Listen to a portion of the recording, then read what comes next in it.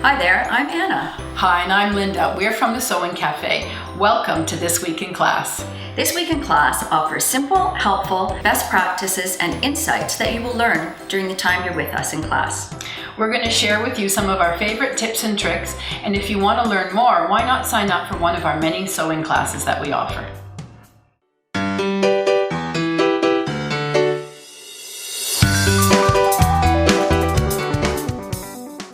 So doing hand sewing at the Sewing Cafe is also an integral part of learning how to sew. And we want to make sure that you know how to do this.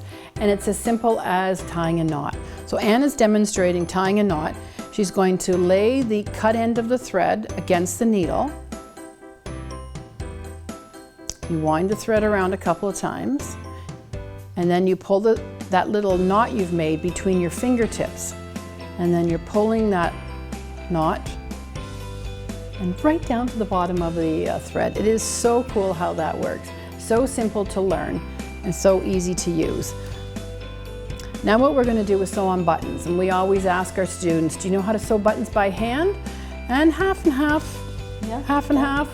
Yeah, they know how or they don't know how. So we demonstrate how. So what you're going to do is first is pick up a little bit of fabric from the right side, and you want to do it again, and that's going to make sure that that stays, the thread is connected to your fabric. And then you're going to scoop up your button.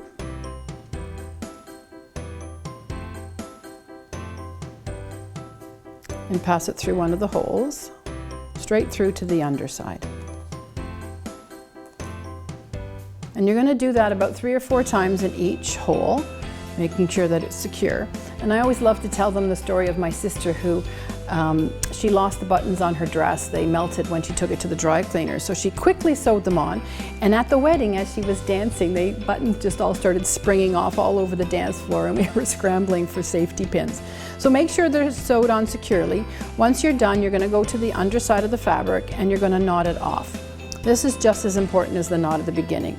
You want to scoop up a little bit of fabric and then pass the needle through the loops that you've made. And you want to do that at least 3 times.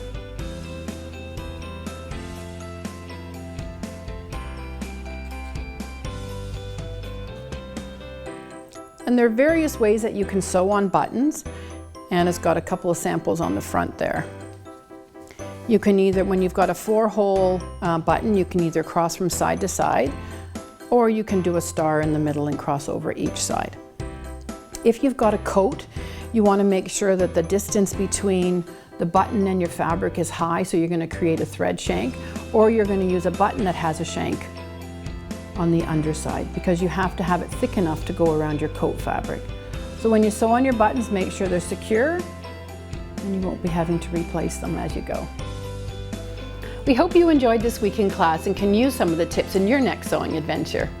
Yes, thanks for joining us. If you want to learn more, we have classes from beginner to advanced sew us. Come by for a visit. We'd love to meet you.